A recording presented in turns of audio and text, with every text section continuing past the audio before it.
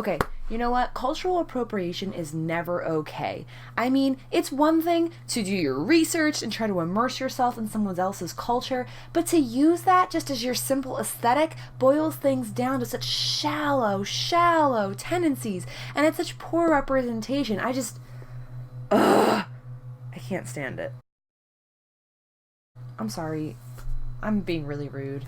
I was just talking about this guy Jango Fett with this other guy, and it just really annoys me how much he tries to rip off the Mandalorians. What was your name again? Oh, I'm just gonna go.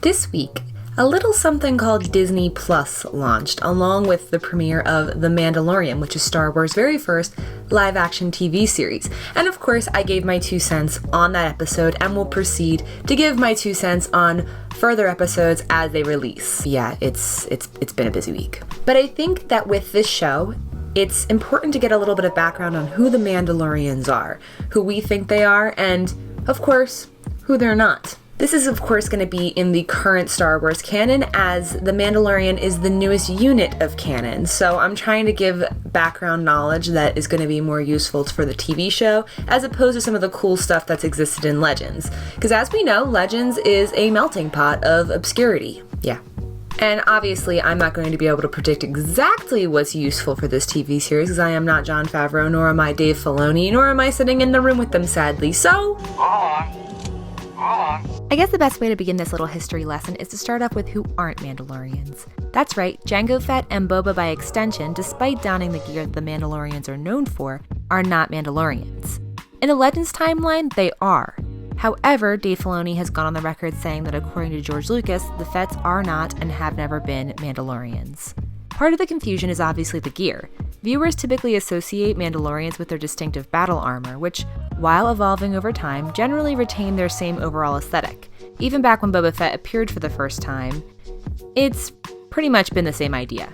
To George, Jango simply found the armor and liked the brand of warriors that the Mandalorians were associated as and identified with them. From then on, he told everyone he was a Mandalorian deriving from the planet Conquered Dawn.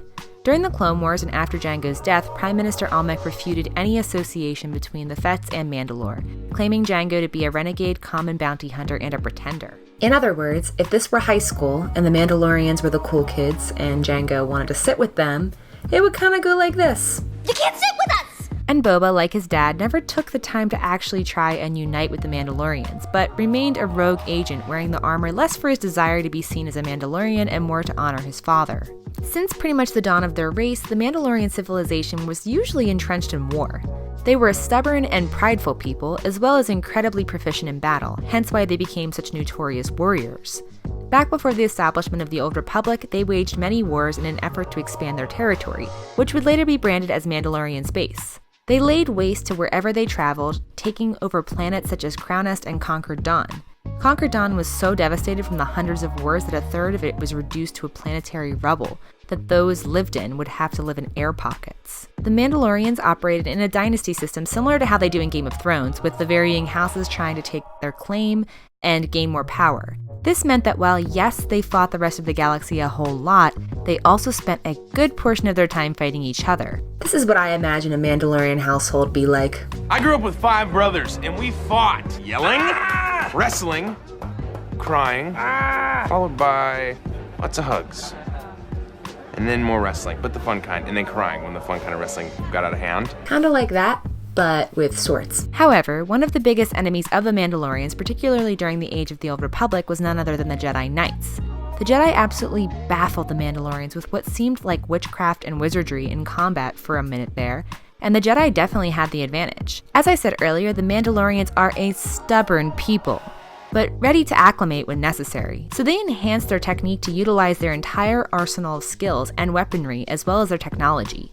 Gone were the days of medieval battles, and for this they became known as warriors capable of defeating Jedi Knights in battle. Countless wars and battles raged between these two groups for centuries and were memorable even during the age of the Clone Wars.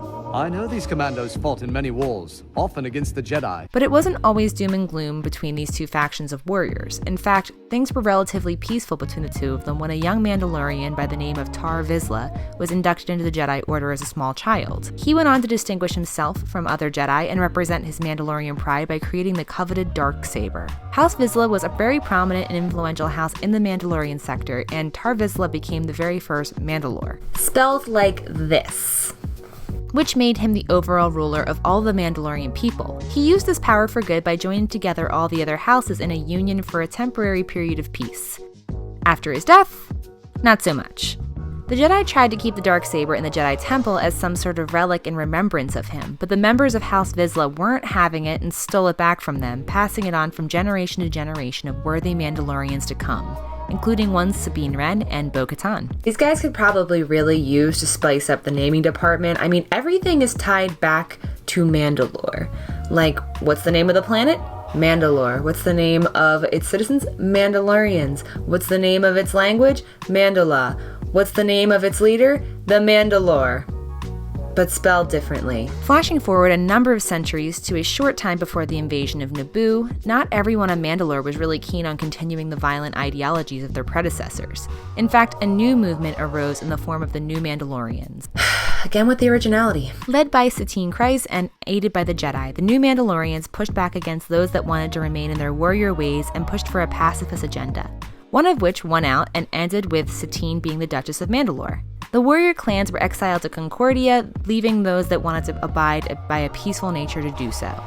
Believe it or not, those violent sectors did not take too well to be putting in an overglorified timeout and took to planning a way to get Mandalore back the way they wanted it to be. There goes the neighborhood. This group of baddies became known as Death Watch, led by Governor Vizla, which very quickly escalated from bandits that performed various acts of vandalism to outright terrorists, even attempting to assassinate Satine on several occasions. Their initial plan was to basically cause all of these big problems anonymously so as to attract the attention of the Senate to intervene.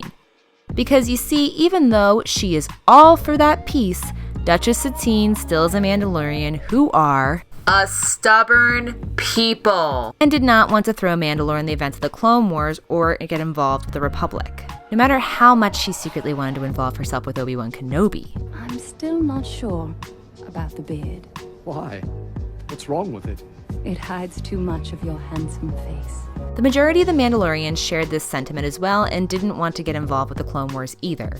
So Vizla and the rest of the Death Watch were hoping for the Republic to involve themselves so they could fight off against this invasion to win back the favor of their people. Yeah, this didn't happen. And they proceeded to Plan B, which was basically to recruit Darth Maul and his brother Savage Opress and band together several criminal syndicates to form the Shadow Collective, in hopes of smuggling back into the hearts of the people. They overthrew Satine's rule, allowing Vizla to take over as leader of Mandalore. But surprise, surprise, Maul was not in the mood to play nice. And, yeah.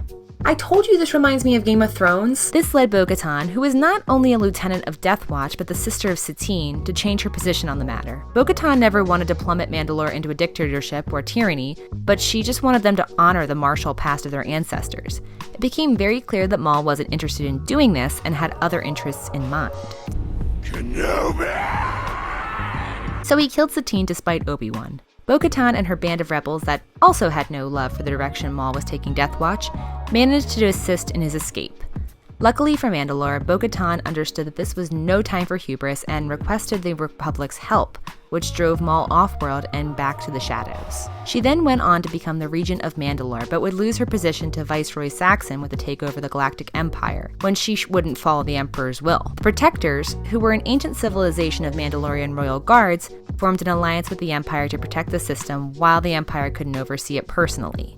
They were later obliterated by the Empire, because they don't love playing nice either, and their leader, Fen Rao, opted to join the rebellion after coming across Kanan Jarrus and the Ghost Crew, which of course included Sabine Wren. Sabine was a former cadet in the Imperial Academy and helped construct weapons that she believed would be used for good in maintaining peace, but were actually used against her loved ones on Mandalore. This caused her to run away from the Empire and never return, but also having trouble facing her guilt back home. Upon discovering the Darksaber on Dathomir shortly after her interaction with Maul, Sabine takes to training how to use it, and in an effort to win back the stronghold the Empire had on her family. She defeats Viceroy Saxon in combat using Ezra's lightsaber rather than the Darksaber, and stays behind on Mandalore to try and find its rightful owner, who she later deems to be Bo-Katan, who after a long emotional journey comes to terms with guilt over her sister's death, becomes the true Mandalore. And for the first time in a long time, the Mandalorian people were united. As you can probably see, there's a lot more story to possibly touch on with the Mandalorians. I mean, everything pretty much post A New Hope is unknown with them and their race, unless you count Boba Fett's death. Which we don't, because he's not a Mandalorian.